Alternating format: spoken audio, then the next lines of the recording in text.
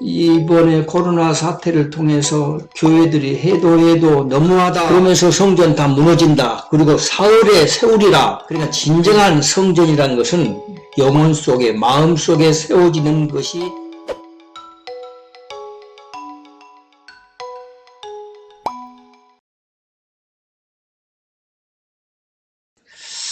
한교총 그 회장님이 최근에 청와대 다녀와서 하는 말씀들, 예배는 목숨을 바쳐서 드려야 된다. 성경적으로 좀 말해보자면 예배라고 하는 거, 어떤 여인이 질문을 던진 요한복음 4장의 말씀, 그때 이 산에서도 말고 예루살렘으로도 예배드리지 말고 하나님께 예배 드릴 때가 오나니 곧 이때라.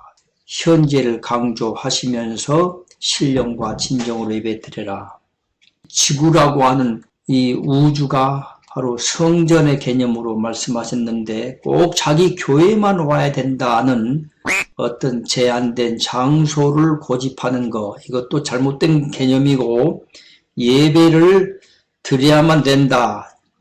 근데 그 뜻이 하나님의 이 시대에 향하신 하나님의 참 뜻을 벗어난 인간의 주장이며 사상이며 어떤 교리적인 인간의 생각이라면 그건 모두 죽은 예배이고 예배가 아니다. 그래서 목숨을 바칠 만한 근거도 없다. 결론은 하나님의 참 뜻을 아는 것이 중요하다 하는 말씀을 좀 잠깐 드렸습니다.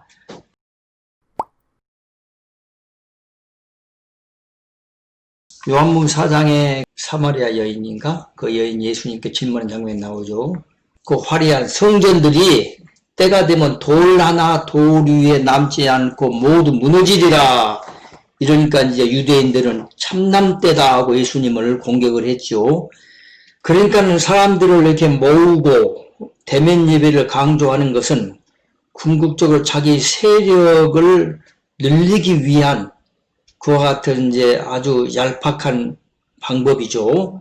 결국에는 헌금을 늘리고 자기 경제, 재정 수입을 그저 더 키우기 위한 그와 같은 것을 숨기고 대면 예배를 강조하는데 자기 교회에 와야만 얼굴 꼭 봐야만 예배가 하나님께 제대로 상달된다는 의미는 잘못된 개념으로 받아야죠.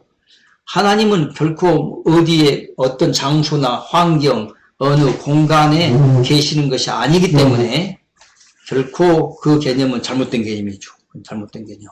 그리고 하나님의 나라도 여기 있다 저기 있다도 하지 않고 볼 수 있게 임하는 그 어떤 물리적인 나라를 사람들은 생각하는데 물리적인 개념의 나라가 아니다는 것을 강조했기 때문에 어떤 환경이나 여건, 공간, 어떤 장소에 국한되어져서 대면 예배를 강조한다는 것은 엄청나게 잘못된 하나님의 뜻이죠. 하나님의 뜻이 아니죠, 그거는.